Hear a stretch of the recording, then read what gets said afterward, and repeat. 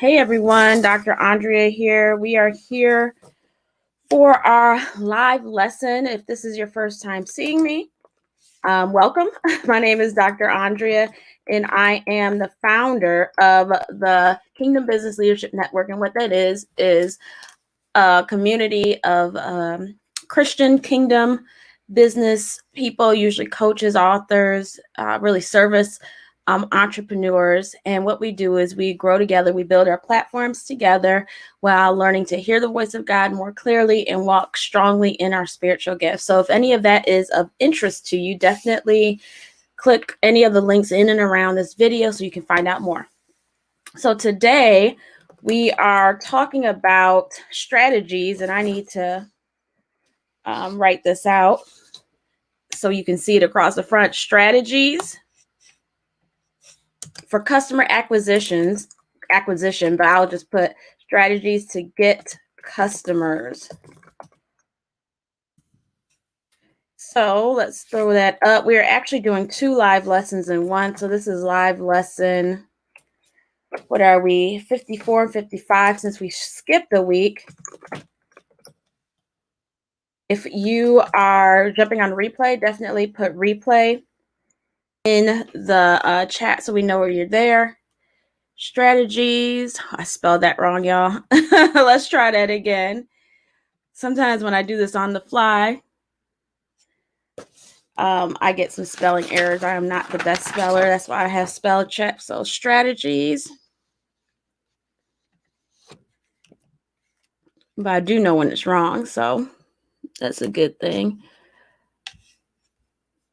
Okay, I think I got it right now. Strategies to get customers, or customer acquisition strategies, as you might see in the description. So this is what we've been talking about. If you're watching this live, this whole entire month, we've been talking about how to get customers, customer acquisition. And in our mastery, which is our paid group, we just had a masterclass. So if you guys that are in the mastery group missed it, that masterclass is in your Facebook group, and it will be in your vault in a couple of weeks. So definitely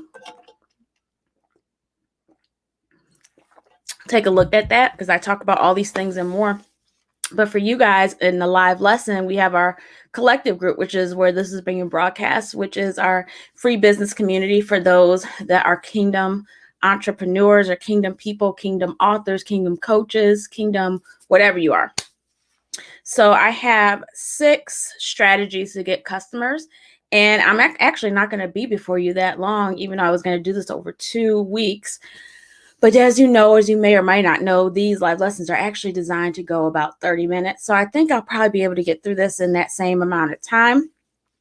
So we've given you, and I don't have all my notes in front of me, but this whole month, like I said, we've been talking about customer acquisition. We started with the basics of it. So I went through literally your customer journey, what that looks like. What the strategies could be. We talked about just a lot of different things. Let me see if I have the notes up in front of me. I don't. I call myself cleaning my computer. So I got rid of all my open browsers. But let me see if I can kind of review. So we talked about, customer acquisition is identifying the best potential leads and setting up the best strategies can convert these potential leads or these people into active customers. That's essentially what I'm talking about. So we started with the foundation, which was your customer avatar. If you don't know about that, you can go back. That was at the beginning of the month of live lesson 52. If you're trying to search, because these are on the YouTube page, so they should be up there. And then we talked about where to find your customer, which was where your customer lives. So next live lesson 53. And now, and through there, we talked about the different stages of the customer journey, that there's a customer acquisition cost that you have to be aware of. Where your customer lives has to do with your customer channels. Where are they? Where are you getting your customers, if you have any? About leads. I didn't talk a lot with you guys, but mastery, we talked about lead capture and follow-up, and then how to pitch. And now we are here talking about our customer acquisition strategies or how to get customers. So mastery folks, this will be a review for you guys if you already watched the masterclass for this month, since I'm going to be going through some of the same items. I talked about this towards the end. But those live lesson people, you guys, this is the first time you'll be hearing it. So either way, as an instructor, I know that repetition is good. So it's a good thing. So I'm just going to jump right in, not really go back. Like I said, we have other lessons and things. If you're looking at this at the replay, if you're mastery, I'm sure this is in one of the courses, or you might be watching this while you're looking at a course, one of the courses in our group. So the first one is, and really we're not talking about customer acquisition, it's ways to get inquiries or leads, because those things are what are going to get you into having customers. So the first one is the low-hanging fruit, social media posting. And I actually have these up here. So social media posting. Why is that the low-hanging fruit? Because everybody can do it. There's a low cost to entry, low barrier to entry. Now, there's that, but then you can do a social media post and it not be very good. So, but usually just giving you, the basics of it. It has to be engaging, and it generally needs to have some type of call to action within it. Otherwise, people are just reading it and, I say it has to be some call to action. I think everyone should have some call to action, but if you're just building brand awareness, you're just trying to get your brand in front of people, you can have that too. So at that point, you might consider not having a call to action, but if I were you, I would always do some type of call to action. Follow me, join this, or get this freebie, something. So why is that a way to get customers? Because you're building your know, like, and trust.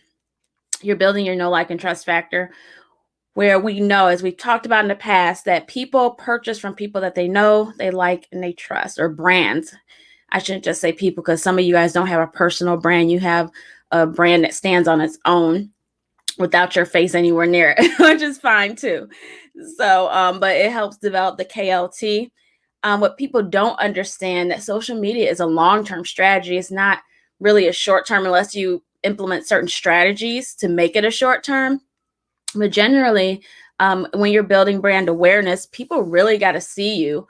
That's why you got to be consistent. That's why you got to be disciplined. And I say long-term strategy, because to just get customers off of your social media, you literally have, to me, what I've seen, you have to be consistent for like a year or more. Especially when you're trying to, and some people are like, I don't know that, I don't believe that, but you don't realize you've been consistent for that long. You don't know how long, unless you ask them how long this person has been on your Instagram, on your Facebook. They might have been there for 1 or 2 years before they purchased anything from you. So you don't know that. But overall, that's primarily what I see, unless you are implementing a very strategic strategy where you're pulling a lead in from social media, you're putting them in some type of free product or service, and then you're pulling them into a funnel. If you do that, it could be quicker, right? Because you're in the funnel and you're speeding it up once you get their email and once you get that deeper connection, so that speeds up that whole process. So that's why some people are like, no, it didn't take me. I got these people from Instagram and they bought something from me within a week. Yeah, but you probably had a funnel or a strategy. And I'm not here to talk about funnels, but generally, if you're doing I'm talking individuals that are just posting. It's a long-term strategy, unless you have a strategy or a funnel that you can put the people in. So that's one way to get, and I say customer acquisition, to get leads. That's the starting point. But like I said, you must be consistent and disciplined. Something that a lot of people have trouble with. I know I have trouble with my social media, just because personality wise is not my personality. I'm an introvert. So putting your everything out there, not everything, but putting stuff on social media is not my baseline. Actually, I have to intentionally think about it, intentionally do it. Whereas other people, this might be their thing. Like my husband, straight extrovert, and he doesn't have to try with social media, because this is just, he likes talking to people. So definitely know what that about yourself. And then there's ways you can get around that as well, where you can be consistent. There's strategies around that, despite how your personality is. You can batch produce. There's a lot of stuff you can do. Okay, so the number 2 thing to get customers, and I love this one, to get leads. I'll say leads or customers, and or customers. Hopefully your leads will turn to customers. Facebook groups. And this is really good. If you yourself, there's two ways you can look at this. You yourself creating Facebook groups, or you being in other people's Facebook groups and offering value, right? So there's a couple of different ways. So if you go, now this is the easier way that doesn't cost you anything, any time actually, little to no time, I should say. You go in Facebook groups where your ideal client, your ideal market is at, and you offer value in those groups. A lot of times other group owners will not let you drop links and things like that. But if people have questions, you're answering those questions. And more often than not, when people have questions and you answer them and they give really good answers, they're going to go search you out. Now, the thing about that, the first place they'll go is probably your personal Facebook page. And if your personal Facebook page doesn't have anything about your business, that's going to be a problem.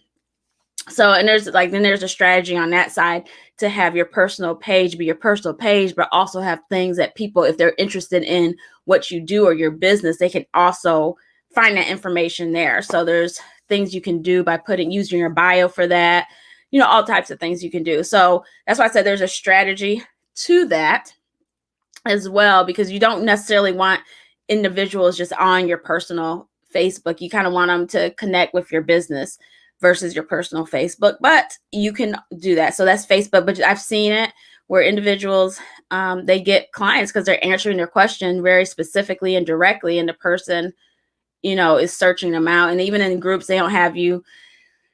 Some groups prohibit you from going into other people's DMs and things, but if you've offered value, that person will search you out. They will find you out. Or you can tell them, look me up on Instagram. This is my Instagram name. And from there, they can find your link or whatever and things. So that's one way to use Facebook groups to get leads. And then another way is for you to create your own Facebook groups. I have a few Facebook groups myself. Usually when I have any type of brand, I usually attach a Facebook group to it. And I just have done that since the beginning. Nobody taught it to me. It just seemed, just because of who I am and how I am, I knew there was content that I wouldn't want public. Now I would only want in Facebook groups and things like that. Like this live lesson is only being shown in the Facebook group. It's also for right now because I'm a new, have a YouTube channel that's fairly new. I show it on the YouTube as well. But you have a captive audience there in and around what your solution that you provide. So, I have this one for KBL and the collective, which you're looking at now. I have one for the health and healing, faith, health and healing stuff that I do. And those are the only two that I have. I could do more. I used to have different ones for different things I did at church, but it can get overwhelming having a lot of different groups. 2 for me is like the max. And I still have to really work on engagement and things like that within there. Because usually it's like once you go up the hill of engagement, once you get to that point that people are engaging, it's easy. But getting up the hill is the thing. So, but sometimes people with this strategy, they have issues being present or having content specific to the community because they're used to doing public content all the time. So, but you got to have some type of incentive for people to be in there. I think it's a more intimate thing. Sometimes people do a lot of their stuff public. Like whenever I do prayer in my faith, health, and healing group, I never do it public because it's prayer. I might advertise it publicly, but I'm advertising it for people to get into the group. But I only take prayer requests in the group and things like that because those people have got skin in the game because they connected and at a deeper level. So that's one way. Like I said, it's a good way to get leads. And with Facebook groups, how you get leads, there's a couple of strategies. I won't go deep into it, but generally within your questions, you ask for an email or you provide some type of lead magnet to get the email to get there. So you're using your Facebook group essentially as another type of lead magnet. But the thing about it, you always have to be advertising the Facebook group. Like you see here, I'm talking about it and saying we have this collective group. So if you want to get in there, you can do that via your email and all those different things. So that's just one way. That's just one way that you can do that. The next way is Facebook ads. And I say Facebook ads to warm leads. Facebook ads to cold leads, that's your choice and your prerogative. But to me, unless you have a really good strategy that you already know works, it can be a waste of money. So what we know with Facebook is you got to pay to play. A lot of people are putting out things on their business pages, and they're not getting that much engagement. Why? Because Facebook, the logarithm doesn't show it to everybody. It shows it to a very, very, very small amount of people, unless you have a very large Facebook page. And even then, they only show it to a segment of your audience unless you pay for them to show it to all of your audience. So that's why you should have some type of regular Facebook ad spend. Like even these, I haven't been putting them on my public Facebook, but if I had, I could be boosting them or doing ads to them and things like that. But I just hadn't done it.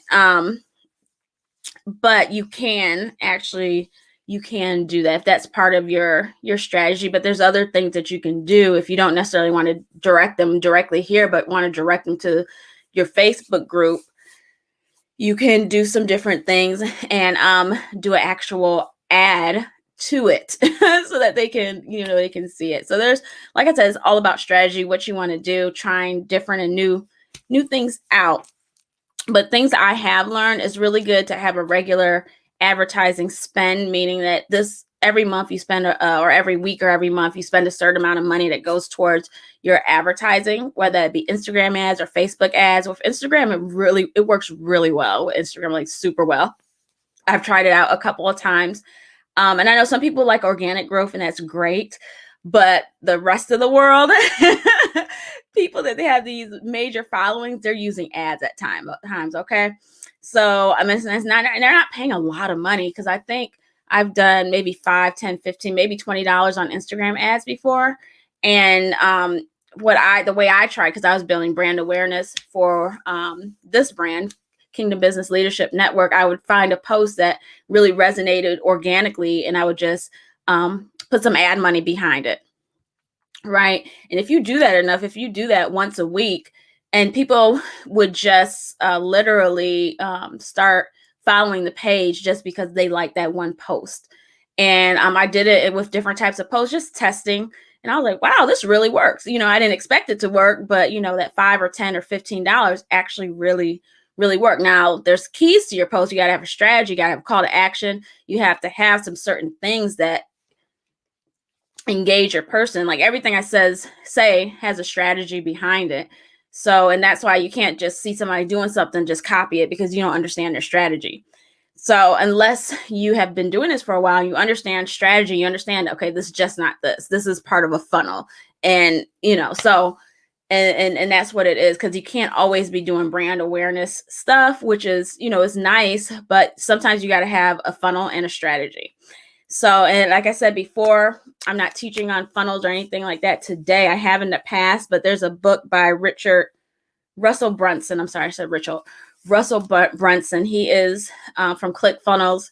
He is just the funnel person. So if you just look him up and read some of his materials, you'll find out more about how to do funnels, the strategy behind it, what simple funnels look like. But that's most what everybody, especially if you're online, that's what you're doing. And sometimes you're doing that, you don't even realize it. But we want you to be intentional. So, like I said, to warm leads. So these are people that either like your page already, or have spoken, have engaged with you in some type of way. And there's a way with Facebook ads that you can do that. If you don't know anything about Facebook ads, this is what we do. We are business people. We are business owners. What we don't know about, we find out about. We don't wait for somebody to come and handhold us and teach us. So go get you a class. You can pay for a course if you want to. Like I've learned Facebook ads through different various methods and courses and trying things out. But you can go on YouTube and just study it out there, or you can make it easier on yourself and purchase a course from like a Udemy, Skillshare, or if you know somebody, there's a guy, Abu Faswana, I think his name is. He has a $2,000 Facebook ad course that I had a friend that did that. And if that's what your budget, where your budget's at, and you're able to do it, because it's good. Because this is a skill set that will last you a lifetime. We're not saying that you always are going to be doing your own Facebook ads, but at least start with where you're at. So wherever you're at, there is a price point for you to learn. So definitely do that. If y'all knew the amount of learning that I do, because I'm not content with saying I just don't know how to do it. And, if you're a professional, you learn what you need to learn to cause your business to grow. And you set aside time to do that. So there's that. And then, like I said, the leads will help you because they've already going to warm leads, unless you have a very specific strategy for cold leads, which are people that don't know you from Adam. And that's more brand awareness to me, unless you have a very enticing ad or offer that leads into other things. So like I said, the main thing around Facebook ads or any type of ads, Facebook, I say Facebook, but really it's Facebook or Instagram because they're owned. If y'all didn't know, they're owned by the same company. Facebook owns Instagram. So when you do ads, I'm talking really about both of those because those are really the major platforms. I'm not sure if I'm sure Twitter has some ads. That's not a platform I use exclusively, but I'm sure they have a way that you can pay them for something to get ads. So that's our first part of our customer acquisition or ways to get customers. So moving into some of the ones that are outside of Facebook or outside of social media, which I really like and aren't hard, but you got to be intentional about them. I have number 4, referrals. Referrals are really, really good. Since I haven't done service-based work until now, before, when I was just doing these memberships and doing courses and classes and things like that, where people would pay me for those workshops, I didn't really depend on referrals. But if you didn't know, I started a new line of business where I help people self-publish their books or publish their books themselves. Or publish them for them, I should say, but also do content writing for businesses. So that's like website content, that's blog posts, ghostwriting, all those different types of things, any type of manuals, well, not so much. I'm not going to say SOPs because I can do that, but I'm not doing it for other people. I need to do it for myself or I do it for other people. But stuff like that. And where I've gotten my first few contracts has been through, it's 2 things, referrals and network. And we'll talk about network in a couple minutes here, but referrals. So those are where other people are recommending you to them. And I say referrals. I use referrals and network pretty loosely. I kind of combine them in my case. But for your case, those type of service work is referrals. And what I've seen is, especially for coaches, you might have to get into doing some type of service for it to be an open door into the coaching. And also that service will help you to bring some money into your business. So you don't necessarily have to stay doing the service, because I know trading time for dollars does not scale. But if you're looking for something to get more customers in the door, you might have to do it. So especially when you're in your first 3 to 5 years, I don't know anybody that doesn't start off doing a service, especially your branding coaches and things like that. They usually start off doing other people's branding or doing graphic design or doing all these different things, social media management for people.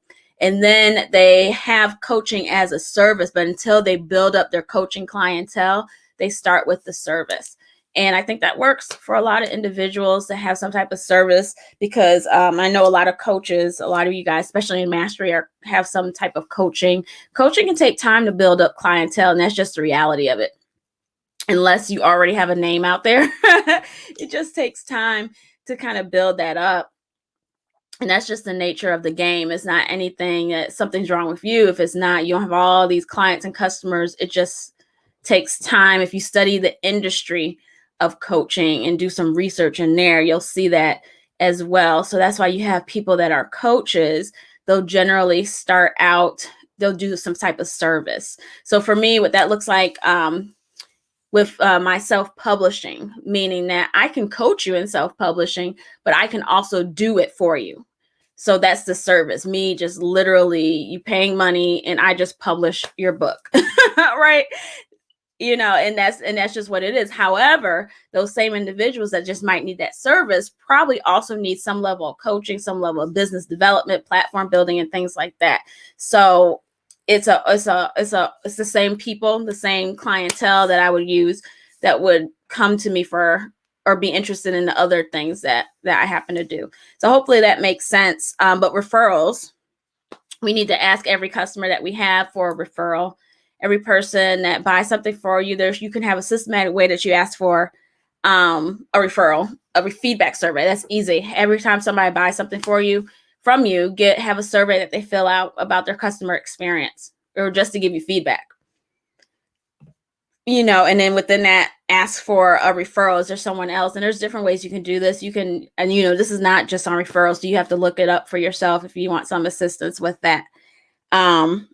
So referrals. And then the other part of that, you can give incentives to your current customers for sending people to you. I think that's one of the best ways. We even do it with the mastery. When I was doing launches around that, around a launch time, now we're just open with application. But when we were doing launches, I always used to give an incentive to the current members that if they brought a member in, they would get a certain amount of money. Right? So some people like that and do that. Some people, they're just not wired for that for whatever reason. So you just have to kind of put that out there for people, but it's better to have it out there than to not have it. Because some people, for some reason, if they've got a lot going on, they're not necessarily looking unless, it's the payout or the incentive is so good, they can't help but to, do that. So it just depends on the customer, but you can offer it up. The next one, and I talk about this a lot with the mastery folks, getting in front of another platform's audience is another way to bring in leads or customers. And all these things I'm telling you, I've done and I'm doing. So there's more than these, but these are the major ones that I've seen work. When I was in the brick and mortar business that did 6 figures plus, and in the businesses currently. But it's different brick and mortar than online to a certain extent. So getting in front of another platform's audience. So this works out really, really well. That's why mastery folks, I talk to you about how to pitch and the different things about pitching in your masterclass. Here I won't do it, but that's one of the things you need to do to get in front of another platform's audience is pitch. I think right now the easiest thing to pitch is a podcast because so many people have them. A lot of people are looking for guests. There's even Facebook groups, and I'm a part of some of them, where the whole group is about if you need a guest, be a guest, get a guest, right? So, and then for some of that, there's a book called Be the Media. You can actually be the media and have some type of platform, internet show, podcast, whatever, where you're bringing on people, and that works too, because that opens you up when you're on somebody else's, if you bring somebody on your podcast or you're on somebody else's podcast, you're still kind of sharing audiences. So, but the main thing with this is you have to know how to pitch. Pitches, asking someone or offering up your services to somebody in like an email or however you want to do it. But you have to be prepared to do that. I didn't realize, and I started studying this area with speaking, public speaking or professional speaking, that pitching is huge, that people are doing 10, 12, 15, 20 pitches a week to get the media exposure. I call it media exposure, the exposure that they get. And people are really just not doing the work, because the reality is, unless you are like Tony Evans or TD Jakes or somebody, people not knocking your door down to get you to speak to their audiences.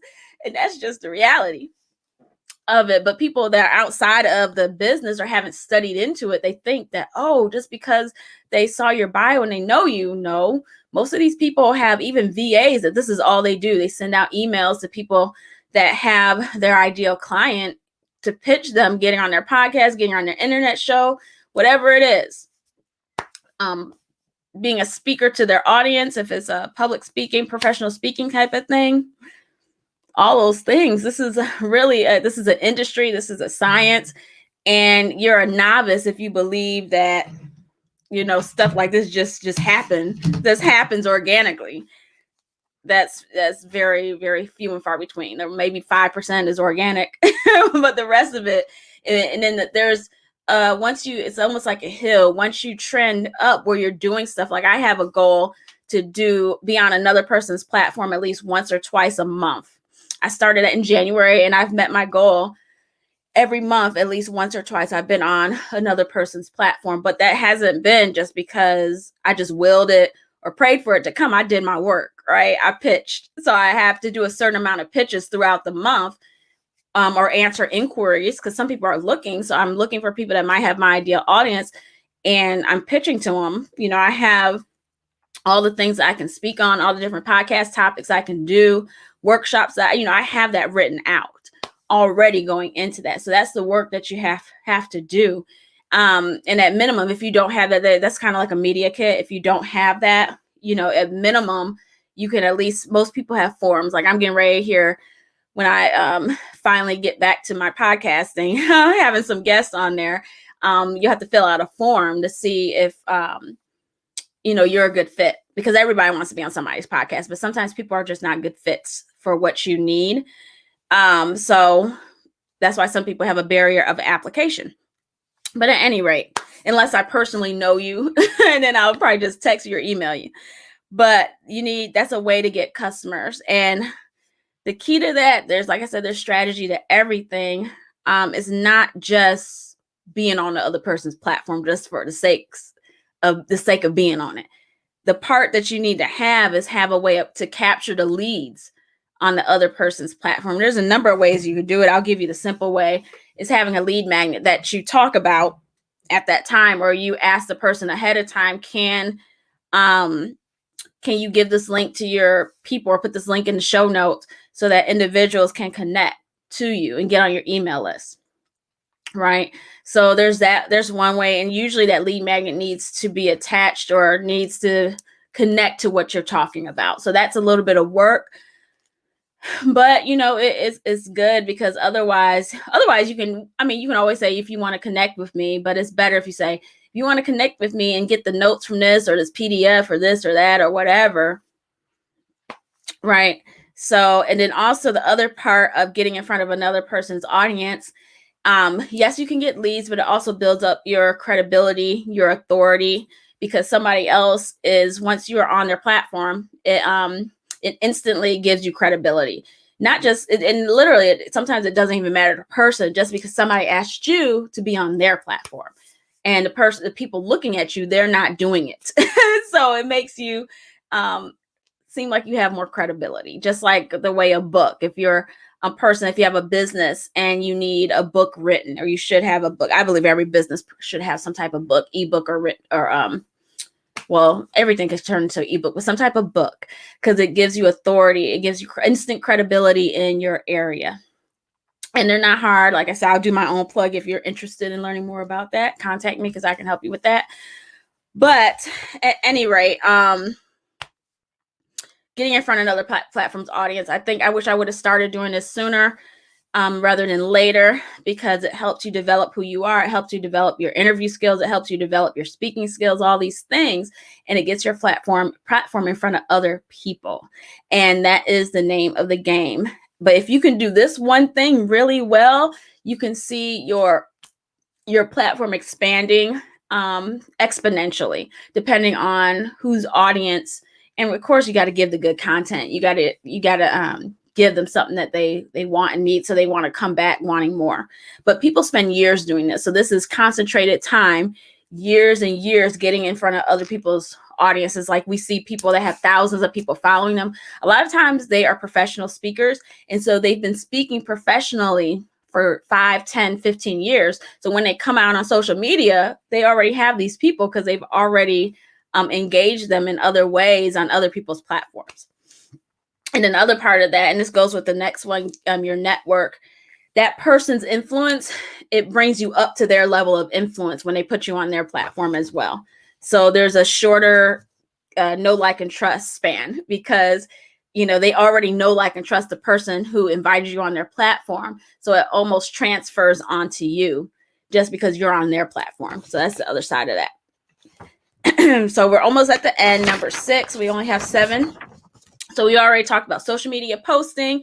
If you're just getting on, go back to the beginning, but we talked about social media posting, Facebook groups, Facebook or IG ads.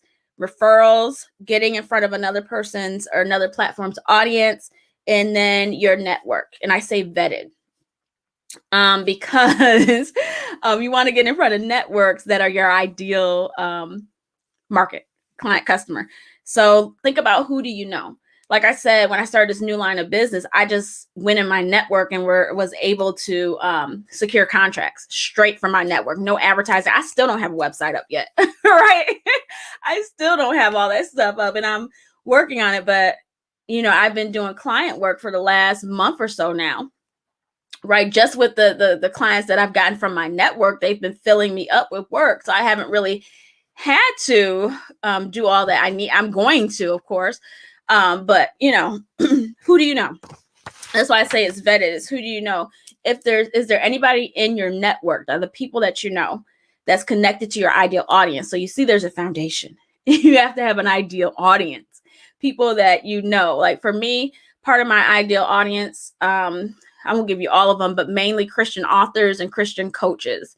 That's almost everybody that, especially in KBLN, especially the mastery side, everybody is one or two of those things, or wants to be that. I do have some people that aren't, but it's okay. But the majority are doing this or want to do this. So is anyone you know connected to your ideal audience? So for me, people, I might be a connector to some other people's ideal audiences for what they're actually, their brand, right? And vice versa. So, but you think about your network and see if anybody is like that. And if so, ask for a warm lead, ask for a referral. And, when you are a business person, business owner, kingdom business owner, you have to get out of yourself and not be afraid to ask somebody, do you know, this is what I'm doing. Do you know of anybody? Now, I'm not saying do it in like a network marketing type of way. And I'm sorry to all y'all that are in network marketing. When I say multi-level MLM, multi-level marketing, that's your, like Mary Kay, what are some of the other ones? You sell oils through like Young Living and just all these different things. Those are all considered MLMs. And that is one of the main strategies that they have for their customer to get leads, is asking everybody that they know to purchase their product. Where mine is that what I'm saying is a little bit different than that, because you want to vet, because that they come from the point, at least what I can tell from outside in, they think everybody is their customer, when the reality is everybody's not your customer. Everybody doesn't love oils. Everybody doesn't love candles, or whatever you sell with your MLM, makeup and all that. But one of the strategies is that they use for customer acquisition is to consider everybody your family and friends. That's not what I'm saying at all. I'm saying vet it. Right. And then, and don't be a pest with it, right? Begging your family and friends to do stuff. Y'all know I already say it's very few and far between when you're actually having any family members as any clients and things like that, unless you know that family member, you can work well together. But 98% of the time, it's not going to work. So, but these people, if you have a network, you can ask for a warm lead, or you can ask for a referral. Referral is probably easier. This is what I'm doing. If you know anybody that needs this, just let me know, or give them this link. There's a lot of different ways. Y'all can pray and figure out what you want to do. But another better way using your network is collaborations. Collaborate with them on projects, events, and things like that. If they're in business as well, there's a lot of ways you can collaborate. But other sides of that with your network is that can go into your Facebook groups and things, places where you're at. So there's oftentimes people that are looking for services that you might provide and things like that. So this works best, like I said, for service entrepreneurs. If you have a service that you give to people, if you bake cookies, if you style people, you're a stylist, whatever you do, hair. This approach to getting leads and customers works extremely well, especially if you're good. And the last one, and you guys, if you have questions, definitely put them in the comments. But I think this is pretty straightforward. The last one is testimonials. And a lot of times we don't realize the power of testimonials. People often believe what other people say about you more than what you say about you. And that's just what it is. And with this, we should always be collecting them regularly. So if you have a podcast, asking your people, listeners, to send in testimonies and or feedback testimonies. However, another part of this that's helpful is you have to have a good email list of your customers or your potential customers, because this is easy when you do that, because you can just send out an email. So that's why I always press you guys to get your list in order. Always have a list, always be filling your list. Don't let your list go dead. I know it's hard at times to do emails. You can even have a text list where you're just texting as well. I have both. I don't really use my text list a lot. That was more, I got that more for the podcast to make it easy for people to connect. So now I'm not really even using it the way I need to use it. So that's on me. But text list, email is better. But in the text, you should be asking for their email anyway. But at any rate, testimonials, have a system for collecting them regularly. I know in the mastery group, I was doing here and there, usually about at least once a year, collecting testimonials from people, because it helps me with my feedback as well. And, part of that is part of your data collection strategy around your business. So that's also having surveys that go out quarterly, twice a year, once a year about what's going on. Like you guys in Mastery, you guys are going to see a survey come up hopefully within the next 30 days, feedback survey, just so you can get better for yourself. You can also do some things with social media, like polls and stuff like that. All of that is under, you can collect testimonials or just data about your audience from there as well. What I say is with testimonials, video is king, because it's engaging. I'm never going to ask you for a written testimonial ever. You're never going to see me doing that. It's always going to be video. Why? Video is more engaging. I can use it in more ways. And with video, I can turn your video testimonial into a written testimonial, because I can get the transcription. So let's just start with the video. I know some people don't like it, but if you don't like it, don't do it. But a video is best. Now you will get the written, because sometimes people review your business on your business page, so you can collect those screenshots. So there's so many different ways. But if I'm asking you for something, I'm generally going to do a video. And you should give people some type of incentive for that as well, if you're able. Like I said, transcribe the video, and then you have the written part for that, and add it to your website. I think I have some on my Faith, Health, and Healing. I have it on both websites, right? So you can highlight it on your website and highlight it on your social media regularly. That's something, the social media one I have not done. I do have it on the websites, but what it does, it helps with your know, like, and trust, especially the trust, because other people are vouching for you. So that should be a standard in your business. You can set a goal, how many you want to get a month or a quarter or a year, whatever it is, just so you're getting some that you can have. And once you get one, you can continue to reuse it. For those that join Mastery, on the lead page for that, I have testimonials. So some of you guys, my founding members, your testimonial is probably on there, right? The video testimonial, just because that's what I had before. I had written, but when I was able, before we started, I had written, but when we started and we had gone for like 6 months, maybe even 3 months, I asked for video testimonials from the founding members, and I got them. So definitely some of those things, testimonials, you just have to ask. All people can say is no. Okay. So that is it. Those are my 6 strategies. Let me go back to okay, here we go. Those are my 6 strategies around getting customers. And like I said, it's not exhaustive. People have whole companies that this is all they talk about. But when you add this to the systems and things that we've talked about, it will do you really well. Now, if this is something that you have issues with or you have problems with, study into it. That's what I did. You study into it. What are people doing? What are some of the best case strategies?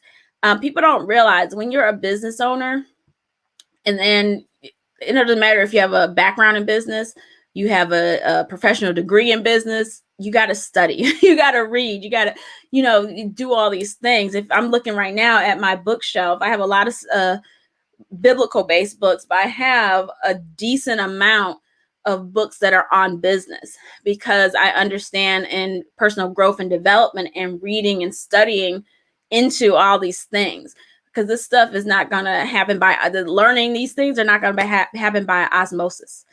You know, yes, I'm on the video talking to you and giving you some tips and tricks or whatever concerning them, but you're going to have to do your part for some of these. If there's something you have no idea, or you have major issues in your business with it, study into it. Your studying might start with a YouTube. Your studying might start with this video, and then you go deeper and deeper, deeper into it. Read some of the books. I'm going to put up eventually a recommended reading list.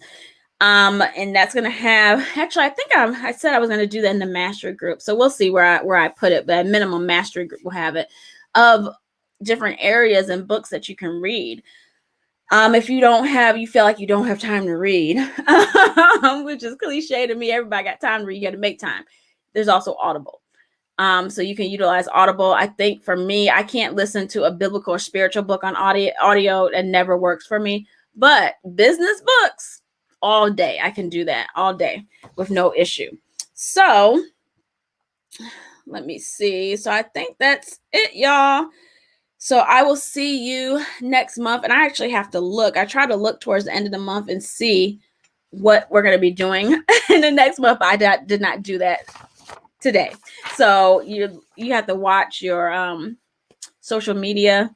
I'm going to get back to sending these emails to folk, but you have to get back or you'll get an email about what's coming up. So thank you guys for your time.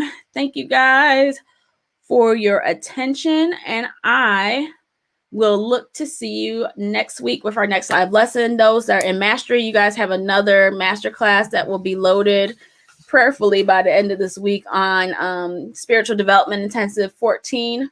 I believe it's 14. You are graced for this. So I'm planning on getting it to you in the next couple of days. So I will talk to you guys really soon. You all have a great one. Bye.